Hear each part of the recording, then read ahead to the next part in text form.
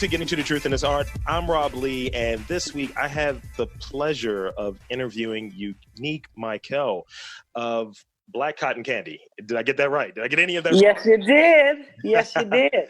Great. Welcome to the podcast, and thank you all for checking us out and listening. So, yeah, Baltimore. I want to, again, thank you for coming on, and I want to kind of like get into it. Put me on. Black Kotton Kandy, I think I want to start off there. Put me on. What are some of your influences as I believe you guys are tandem, right? Yes. So what are some of your influences, if you could speak for, or just what are some of your influences as an individual?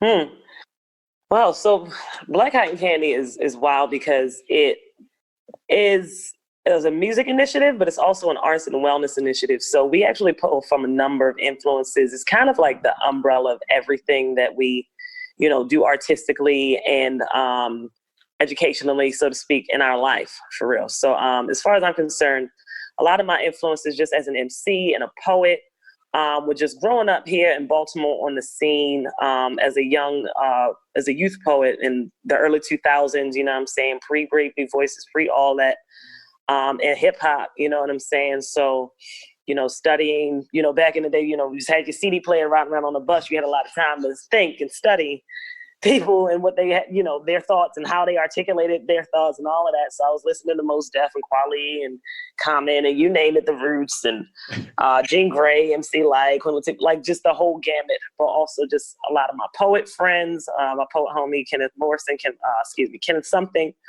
you know what I'm saying? And a lot of the local homies that was here, Love the Poet, Archie the Messenger, just all of the folks that I grew up with, like watching, like become these like, bigger than life Baltimore celebrity folks, if you will, national folks. And then, just leaving home and going away to school and living in New York and all types of places, Cali, everywhere. Like you pick up a lot of influences along the way too. So I think with just the vibe that at least we're going for musically, sure. There's the influence of just experimentalism. I think that, we learned a lot of that just being like out in Oakland and shit and just like, I'm sorry, can I curse? Is that not? Absolutely, shit and all of the stuff. Okay. Just being out there and just being able to just be your whole full self and like experiment with some things. Just play around with music, play around with beatboxing, you know what I'm saying? Growing up listening to The Roots, it was like Rozelle and Scratch and all of them homies. Like I just loved doing that. Yeah. And putting that in the music. And then Diesel, she's a very talented lyricist and songwriter and singer, melody queen. So, we combine those forces and then, we just create the magic that we create. But it's really just a lot of performance elements, a lot of just fun, funky 90s boom bap meets like Afrofuturistic type stuff. You know what I mean? Like, hell yeah. I was just like, all right, I don't like, I think when I reached out initially, I was like, all right, I like when I can't really put something like in a box genre wise. And I was like, I'm not really getting that from this. I was like, all right, cool. Now this has my attention. That's kind of one of the things, but it's always, I think, interesting to listen to the folks involved. And it's like, so how do you define it? And then it's like, okay, we were kind of on the same page. We're kind of on the same page. I wasn't missing it. It wasn't going over my head. Yeah. Yeah. Hell yeah. Yeah. I mean, it's a little bit of both. It's like our intention is to meet people where they are, but also take them a little further. You know what I'm saying? Like, I feel like, people right now, like Black artistry is at a renaissance period. So if we're not doing something to elevate our communities and just our craft, like I kind of feel like we're just recreating a wheel, and like we got enough wheels on the ground already. Like, you know what I mean?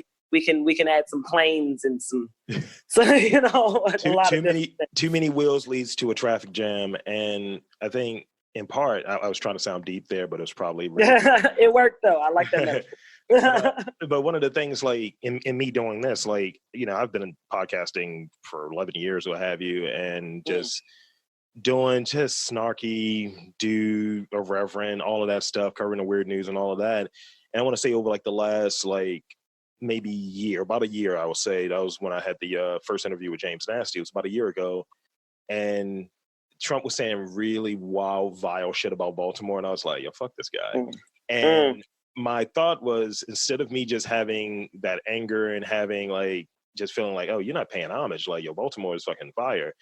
And I was like, let me start reaching out in a way of helping other people elevate their thing, having other people be able to tell what their story is and show that they're part of what makes Baltimore fucking dope, what makes Baltimore unique, what makes Baltimore. Yeah. So that's pretty much the genesis of doing this. Dope. So in that, what would you say, how would you define like Baltimore, and maybe kind of break down a little bit the difference between East Baltimore and West Baltimore? Because I know a lot of people who are transplants who are not from here. They come here and it's like, yo, y'all spec. Why are you acting like it's so different between East and West? I was like, because it really is. And sure, there's so many directions I can go with this. So being a West Baltimore native, right? I don't need my East Side folks getting on me for this, because you always got to preface it with that, right? So it's a little weird, right? I'm gonna just preface it with this too, because now I live in East Baltimore and I live down the hill, so I almost feel traitor-like even saying any of this.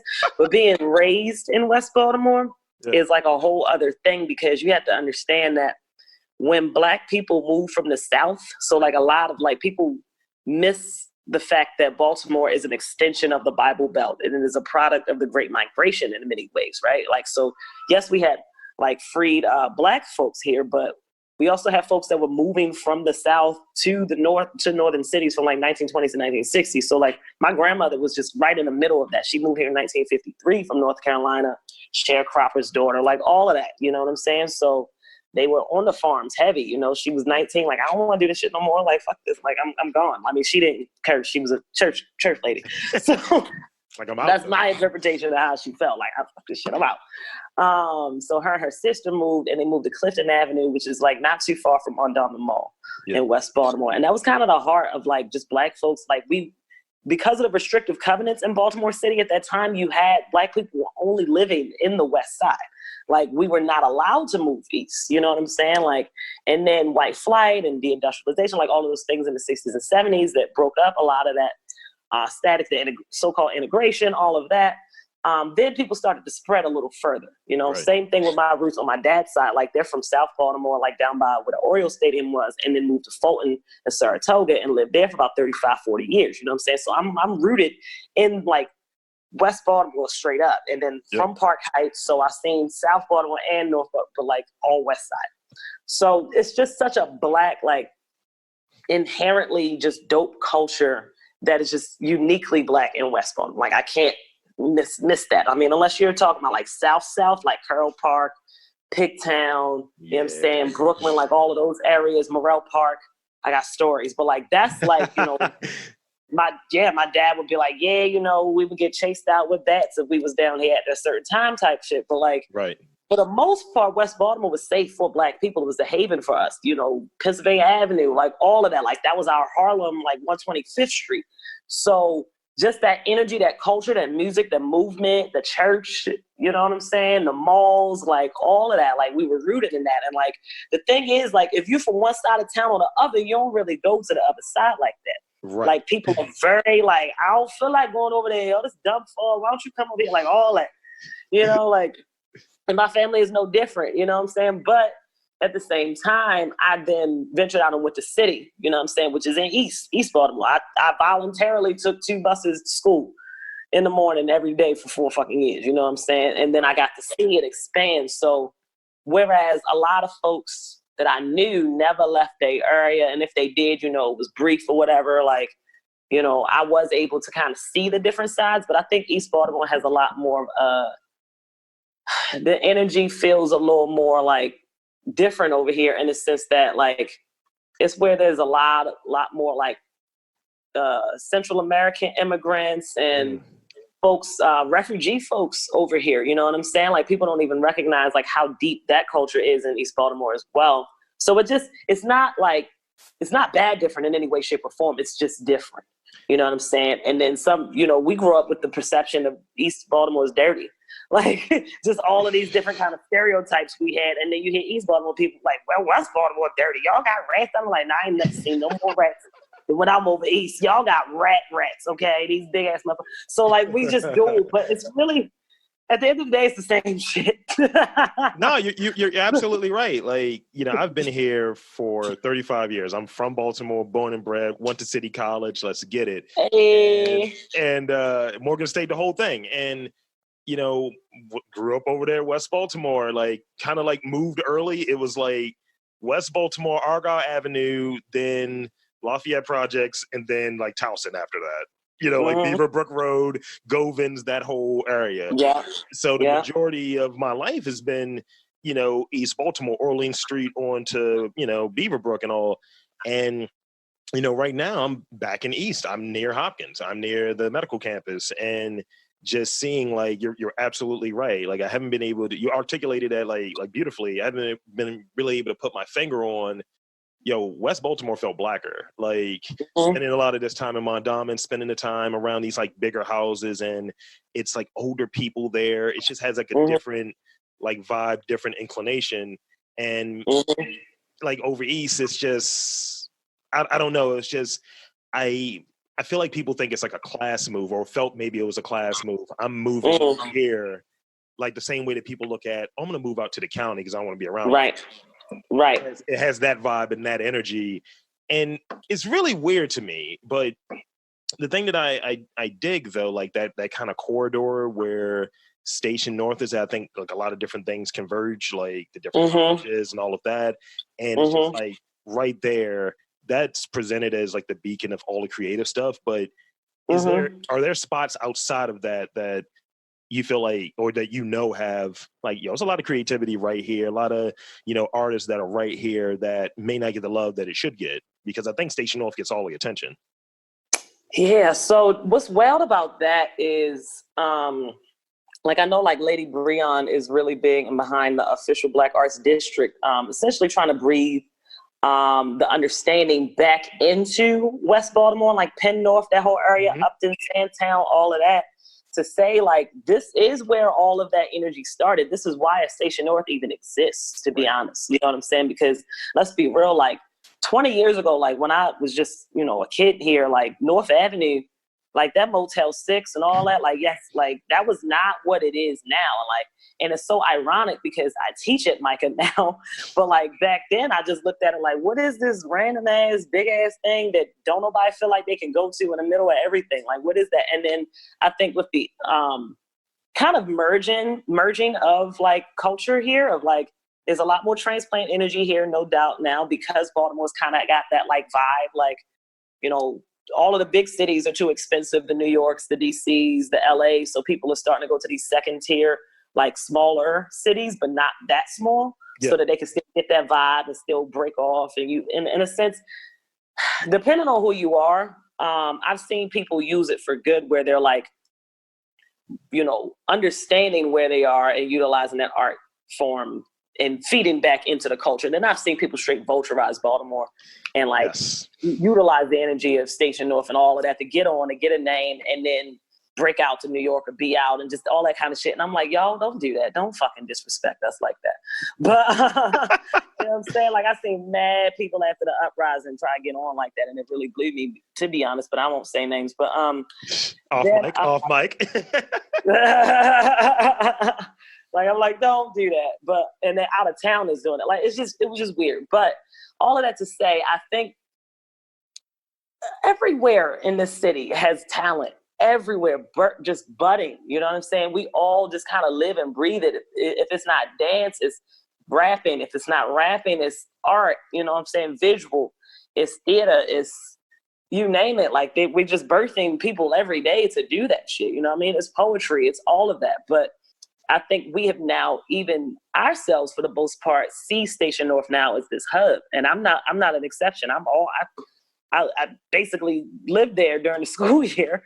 But yeah, like Black Baltimore, like, I grew up with my, grandmother and them, like having some of the best concerts I ever seen in my life right off North Avenue at Mount Zion Church. You know what I'm saying? Like right over by Carver and shit. Like that's what we all get our spark from. So we got to give props to just the homies around the way. Like, for just doing what they do in every neighborhood. Like every neighborhood got somebody that's going off rapping right now. Yeah, like whether or not will they like blow up, I don't know, but like the spark is there. You know what I'm saying? It creates itself because of the energy here. Like it's either used for creation or destruction, but it's used for something. yeah, and I think that energy it has to be utilized, and I think you're right. It's either creation, destruction, but it's going to be used. It's going to be used. And Right. one of the things that I try to do is been trying to kind of like create this whole like environment of like podcasters. Like I said, I've been doing it for forever, and I'm never one of those people say, yeah, this is the way you do it. That's not really my lane, but it's more like I know how to do this shit. I do that. I'm at Big every week. Pull up, let's chit chat, let's do it. And I think like that community element sometimes it kind of gets really cliquish. And some people ain't really jamming with it, and you have these kind of outsiders that are in, and it might just be that hub that I'm in, that hub that I'm around, like that zone. In terms of like the different cliques and how that situation is set up, like I know that if you're from outside, you're not going to be easily just accepted. Like, oh yeah, you're one of us. But what are your feelings on? Well, what are your feelings around like cliques in Baltimore creatively? Oh man, this is wild. So I'm a wild card. That's the thing. Like I've never really been like too beholden to anybody's anything. You know what I'm saying? So like, because when I left home, you got to understand, like it was like I was heavy in the poetry scene, and like the poetry scene and the hip hop scene here kind of like overlap a little bit, but not exclusively. Sure. But then I left, and then I come back. So I leave home at 17. I go away to college in Amherst, Massachusetts, way west, Western Mass to be exact. And, I'm there doing that whole thing. So I'm away for 4 years. I'm away for 6 years, moving to New York, living in Brooklyn. Then I'm in Oakland for like 3, you know what I'm saying? And I come back home 10 years later, like a few months after the uprising and everything. And like, I'm just like, who are all these motherfuckers? And who did they put in charge? Because like my homeboy, honestly, like, no, my Kenneth, like, he was really essential and essentially breaking me back into the scene, like directly, and being like, these are the players, these are who you need to know, these are the, So there's like Slamageddon and those folks who I love and adore. They're amazing. They're super talented. There's undeniable talent. And, they deserve every single prop that they get. You know what I'm saying? And, just that whole camp. So I've been in the poetry scene. I've seen that whole world, right? Yeah. And then being connected to that, I also hosted a few open mics for a few years and would just see the different folks that would come through. So then there's like queer open mics, and then there's like quote unquote straight open mics, but then we mix it, and then you would see who was down with who with that whole thing. And then there is definitely a barrier of like, that phenomenon with every artist. Like if you know somebody, if you see the same motherfucker 4 times and they don't speak to you, and in the one moment they know somebody that they know, then it's all love type shit. I'm like, this is fake. I don't give a like. So this is why I never really got too attached to any particular clique. You know what I'm saying? And then I kind of stopped being in the poetry scene real heavy, just because I think me and D were just kind of becoming more in line, like, and wanted to do more music based things. Like I didn't really feel so inclined to be in the slam scene per se, because I know Baltimore has a huge open mic scene, but the slam was what was getting a lot of our attention. And I just personally wasn't feeling that was my move. You know what I'm saying? I understand that's other people's purpose. It just wasn't mine. I'm like, I am a poet, yes, but I don't necessarily feel like I need to be a slam poet. Right. And then, because I did all that as a young person, I just kind of moved, a little differently. It's okay. And then, but because of that, I was like, there's freedom in that I just wanted to do more music. And then me and Diesel wound up in the music scene. And we started, we were performing at open mics doing our music, but then we also just started being at the Crown real heavy. And from being in the Crown, you meet a lot of different type of folks. You meet, we had Version in one party, you know what I'm saying, with Chaotic Couture and Tro Natured, and that was like our home, our hub. So I'm meeting different folks in the queer music scene. Well, the music, let me be very clear. The music scene here is not divided by sexuality. It's not divided by gender. It's not divided by race. It really is pretty much very inclusive in a way that It's so weird because you then have to break down the scenes that are in the music scene and those clicks, and now it's just endless. It's endless because somebody wants to be a new Star is Born every day type shit. You know what I'm saying? Right. And as soon as you got some Instagram followers, everybody want to be on your ass. It's that, and you get a little dead ass. Like that's how it operates. So it depends on what hub or club or whatever you go to. So then you have folks who Be Civil, you have folks who are going to the Crown heavy, you have folks who are going to the center, GLCCB, which is now the Pride Center. Like you have folks going to Be Free. You got folks going, you know what I mean? All of these are different hubs that kind of accentuate the clicks that happen here because it'd be a lot of the same people at the same spots. And then you just kind of gel that way, right? Gotcha. So having been in that and then moving to the music scene and seeing a lot less poets than musicians, but then and then the music scene is young dominant. So it's like everybody who's 25 and under, that whole thing. So then, me and Diesel will be like, damn, we the oldest motherfuckers at this party right now. Like, this is weird. like that kind of shit, So it's kind of wild being a wild card in it because I've seen so many different aspects of it that, I just watch people be people. You know what I'm saying? I just watch people gas they self up, gas they homies up. And I'm like, this is great. I'm rooting for everybody, especially everybody Black. Right. As well you should. Right. So it ain't no bad blood in my arena at all. It's just me saying that, like, I've just observed so many, everybody is the big homie and they click. You know what I mean? Like, that's kind of the general gist. But being at the Crown definitely showed me a lot around like cliques and who's down with who and who ain't down with who fucking who, like all of that. So, but again, I'm keeping my mouth all the way shut because I ain't said nothing. It's gonna be a great debrief afterwards. So let's see. I got a few questions, and then I got some rapid fire, random ass questions, but they may have a slant to them. I love it. So let's see. And these would be quick before we get to those rapid fire ones. Let's see. Well, I'm gonna omit that one. That one is weird. Let's see. What would you say is a person, place, or thing, any noun related to Baltimore that needs to be celebrated more, and one that needs to be fixed as far as maybe Baltimore's reputation? Maybe someone that's just like, yeah, this is the greatest motherfucker ever, but it's like, not really. He's all right. She's all right. Who else? I think our people need to give us our props on our club music worldwide, like real talk, and like our history in dance music scene, the house music scene. Baltimore has a legacy. Like if you talk about the Paradox alone, like people need to know that existed. People need to know that was like the longest running club one of the longest running clubs in the history of this country and the world that was house, origins.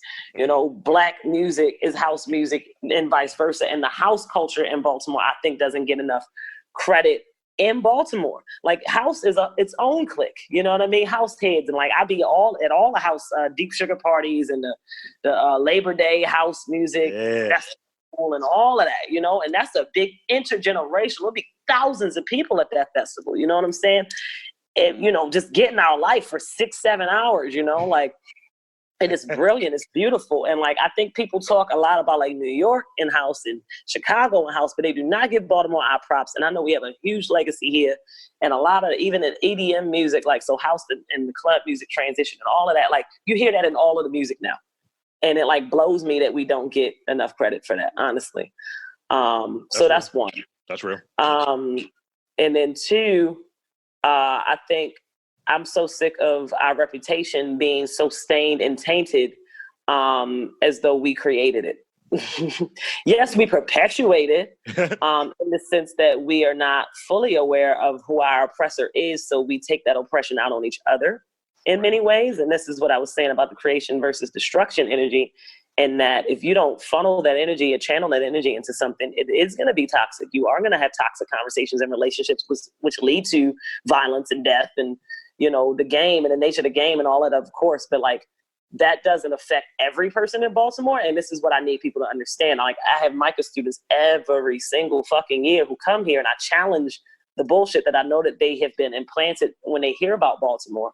And these are folks coming from even Maryland, coming from Illinois, coming from Cali, coming from China, Korea. Like, they all hear the same shit about Baltimore, and that it's dangerous, it's violent, it's It's, I'm scared to walk down the street. I'm scared everybody's homeless, like all of this shit. And I'm like, what are y'all hearing about? We have a bad publicist. Like real bad, you know what I'm saying? And like people who want to like put their name on us and ain't been here, ain't lived here, don't know the structural damage that we endure every fucking day that we've normalized, you know what I'm saying? And we still wake up every day and do the shit that we gotta do, you know what I'm saying? And still be creative and still be a functioning fucking person halfway. Know, all of this shit, the mass incarceration, the addiction, the you name it, like right. And we're still here. And like when I would leave and go to school, people are like, oh my God, you're from Baltimore? How are you alive type shit? And I'm like, don't fucking do that. Like, we're not all walking down the street and people getting shot all the fucking time. Please stop this. Like, stop watching the news, please. It's trash. Like, they're trying to paint a portrait that doesn't exist. Yeah. And it's working. and that's one of the things, like, and this will be the last question. And let's try to keep it to maybe a few words. I think it's going to be interesting. How would you describe the leadership in Baltimore? What leadership? Thank you. So it's interesting. Like, I like I said, I'm a reverend. I try to make everything into a bit. And I just remember back in like January when all of this goofy shit was going on, town halls and all of this stuff. And I think it was like that Ravens playoffs game and what have you. They took that L. And I was like, yeah, I'm going to watch this town hall and I'm going to watch this bullshit. Because I was like, it's all bullshit. And I'm sitting there and I have a very specific, I'm always very neutral on, righteously, this seems right. And I was like, all of you fuckers are just talking. I don't hear anything that makes any sense. And I was just on my literal like soapbox, even until now. And people were like, why don't you run? I was like, I can't run for anything. I smoke too much weed. And my podcast has been problematic for fucking 11 years. So it's not going to work. So let's get into the kind of random Baltimore related questions. These are my most Baltimore centric questions that I have right now. Beautiful. And we'll do some shameless plugs, and I'll give you back the rest of your evening. All right, with it. All right, favorite snowball flavor? Because I've seen you on the gram getting it in with the snowballs. Come on, man. Custard, hands down. There is no better. They got snowballs across the street from my house. It's lit. I peeped that. I haven't gotten my first one of the season yet. And check it. When I was at what was it? The train station. I was at Penn Station, and somebody had like the wild. It was like Artscape, and they had the snowball truck there. And me and my co-host, we go there and we both get egg custards. And someone's like, "What the fuck is an egg custard?" And we broke that shit down out of being full Baltimoreans. It's like, here's the etymology of a Baltimore snowball, and this is the flavor you should get. Yeah, I'm telling you, every time I try to get another one, I just go right back. It's years of this. and I'll show you the quality and shit. We used to know, like, so back in Lafayette projects, we never had the snowball machine. We used to sell frozen cups, and we got the wild cold kiss. Yes. Yeah. My grandfather sold them joints out of the basement of Fulton Avenue. They had a row house, and my mom's side is from Lexington Terrace, so they had hella frozen cups down there. Take that joint out, flip it over. It's like, it's like an icy or something. So let's see. Flats or drums? Yeah. I always go to drums first. So drums. Yeah, drums are like a microphone. They're easier. They're like a meat lollipop. It's what I'm looking for. Facts. Now, answer this however you want to answer this. This next one. Favorite venue in Baltimore? Ooh, the Crown. Yeah, I love to hate it and I hate to love it, but the Crown. Okay.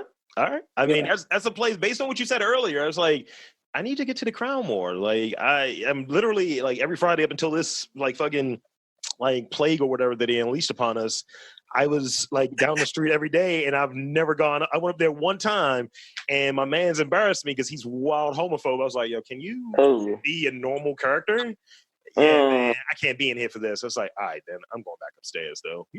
Yeah, he's in the wrong place. There's plenty of other straight clubs that will cater to that, but it's a zoo, and that's what I said. Like Baltimore's music scene is so diverse, and it's always been that way. There's that whole corridor around North and Charles used to have Odell's, used to have Club Choices. That's just always been the energy around there. So yeah, if you can't get with that, you got to go. But it's wild. It's like it's a free zone. Like I'm there for the spectacle. That's what I'm like, yo, what's good? What's happening here? This is gonna be at least a story. Right. You don't even have to go in. Like, you can stand outside and get a whole vibe for like 3 hours. Yeah, I was like, yo, these niggas eating sushi outside? What is happening? Like, what's good? Let's see. Best crab cakes. No. Ooh. Crabs or crab cakes. Either one or both, whatever you want to answer. But I wrote down best crabs. Both. Because I don't eat crab cakes as often as I eat crabs. You feel me? Got it. But when it's crabs, I'll put it this way: when it's crab season, crabs. When it's not crab season, crab cakes. When it's not crab season or crab season, crab cakes anyway. Yeah, I mean, like I had to hit somebody. I tried to wise somebody up. I was like, yo, I'm from here. I'm not using Obey in my crab cakes. I was like, that's for commoners. I'm doing something. And the thing is, it's like I might have stumbled into being a cook. It's like, yo, I'm gonna start smoking crab cakes. Y'all need to catch up. I'm over here. Y'all enjoy that. Enjoy the dead man and that mustard and all of that nonsense. I'm over here, civilized. No, it's a vibe. We love eating with our hands. I don't know what the hell it is. And it's the thing, like I was on a pod last week, and the guy's like from Ocean City, and he was just like, yo, we've lost the structure of like normal conversation. He's just like, this podcast is basically geared to be like a crab feast where you have to be there, you're getting in there with your fingers and you're talking to people, and you're breaking bread or breaking shells, as he put it. And yeah. I mean, it's a thing. Like that's a very entrenched cultural thing in Baltimore, I think. Mm-hmm. And the last question I have, because we're on the same way when it comes to the Black folk, I guess. Your favorite Black-owned business in the city? Oh, damn! Put them on. It's like a shameless plug, or your favorites. It could be multiple. It have to be one.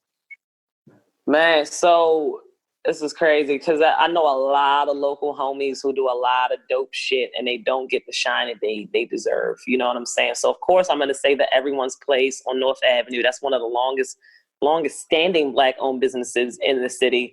And they got all your favorite oils, all your jewelry, all your necklaces, all your sage, your crystals. Yeah. All that. I got my nose pierced at Everyone's Place way before anybody knew that even happened there.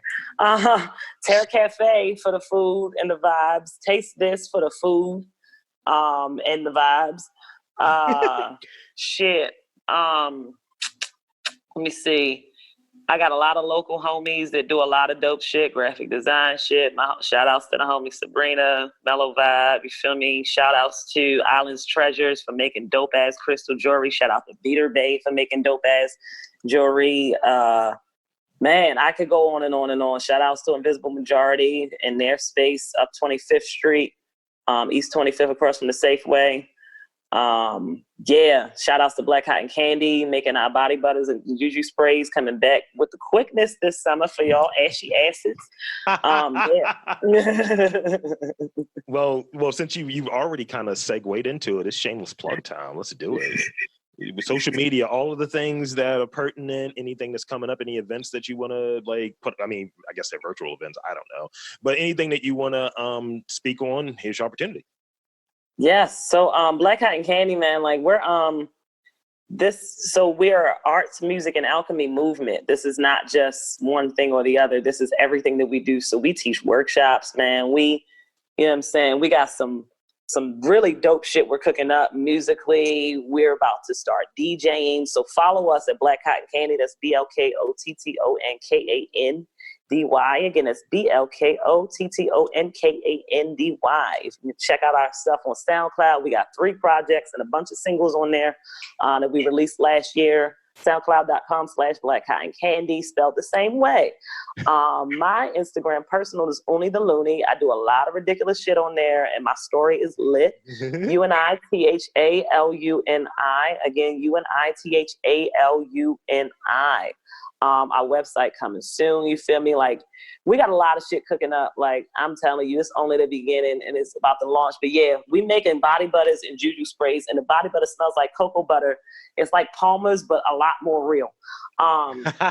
You're gonna want these. We used to sell these and they would sell out. The juju sprays, energy cleanser sprays for a lot of these stink ass people out here right now, especially whites. Spray them in the face with it. Yeah. Maybe catch a case. I don't know. Like, yeah, we selling those this week. They're on sale. Like, holla at us. Pre-order is happening. I'm here for it. That's amazing. That ass. Well, I want to thank you for coming on. That's pretty much it. I want to thank you for coming on, getting to the truth in this art, and yeah. Peace. Yes, thank you so much for having me. This is great.